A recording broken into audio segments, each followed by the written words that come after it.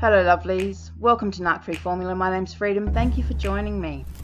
Happy New Year to you all, sweethearts. 2020, it's going to be an awesome narc free year. Let's get down to it. So today I wanted to talk about why the narcissist gets over us so quickly. For many of us, you know, we've been with narcissists for months, years. Some of us have even been with them for decades.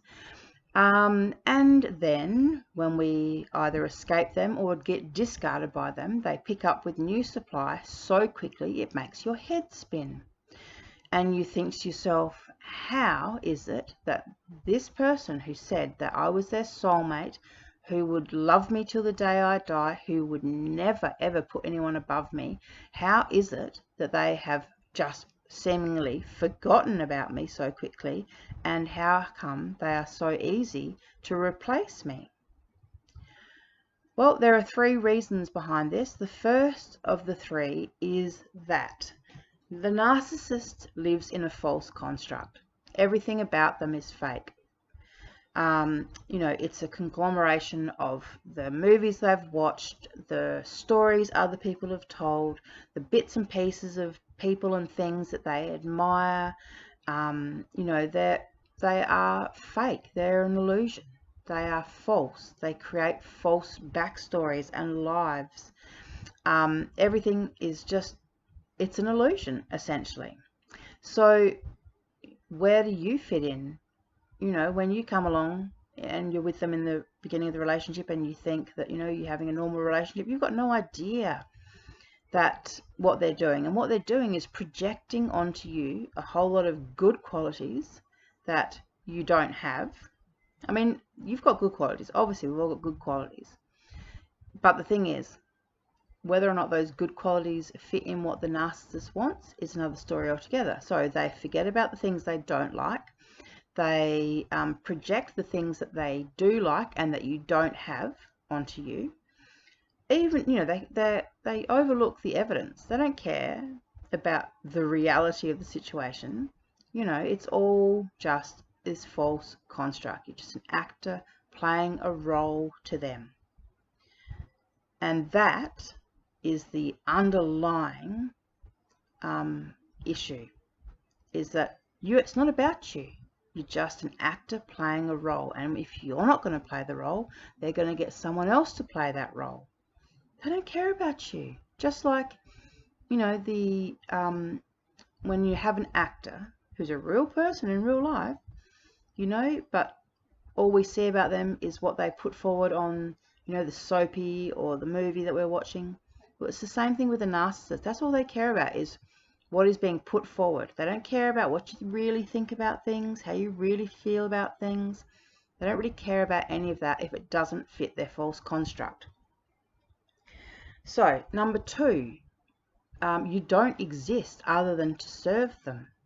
So, in that particular situation, as soon as you stop being their primary source of supply, as soon as you stop and you become, you know, the ex-wife, ex-girlfriend, whatever, you kind of almost cease to exist. There is no purpose for you to exist anymore. They don't care about the history that you share together. That means nothing. You know, it's a strange thing, but in actual fact, you know, they could have met someone yesterday at a cafe, and that person they could have just as much kind of loyalty to that person as they do to someone they've been with for a decade. They don't value the things that we value.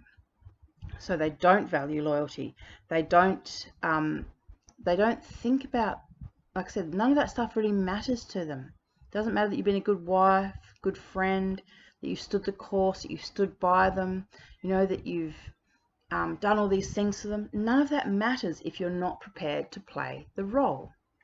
And the role usually is a kind of adoring, you know, loving individual who kind of looks up to them, admires them, thinks that they're awesome. So that kind of thing. Once you're no longer acting that role, once you're asking too many questions or you're being too difficult, that's when they start to source the new supply, which leads me to my third point.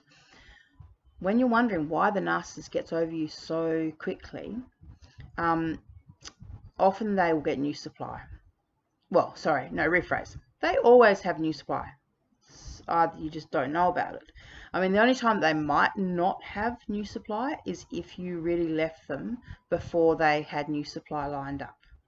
You know, if you kind of caught them unawares, caught them out when they didn't have backup supply lined up, which is why narcissists always have backup supply lined up.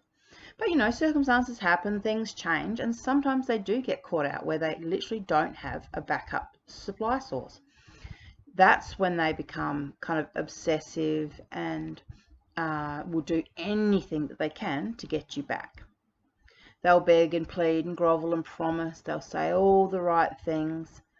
But if you do take them back, just know that as soon as they do have secondary supply lined up, ready to become primary supply, just as soon as they do have someone ready to go to play out that role, then that's when you will find your loyalty is repaid by being discarded. Just remember that, you know, there's no loyalty with these people. You know, you can think, you know, well, I took you back all those times and now you've gone and left me for someone else, but they don't care. They just don't care. There's no loyalty with the narcissist at all.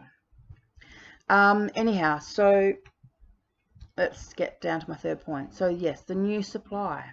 New supply isn't new. They have been grooming new supply for a while.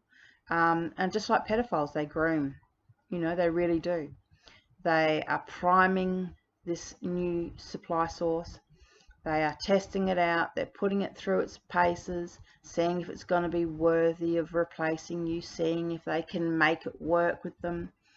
You know, so you get a shock because you're thinking, well, hang on, just 5 days ago he was swearing that he would love me forever and he would die without me and please come back, baby, please.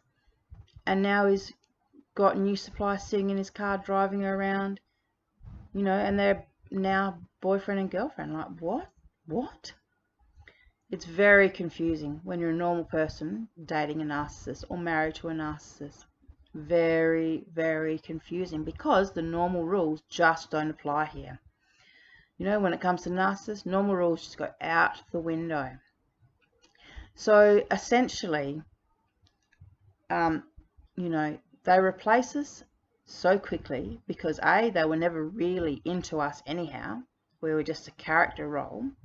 And once we stopped playing that role, they needed to get a new actor in quickly.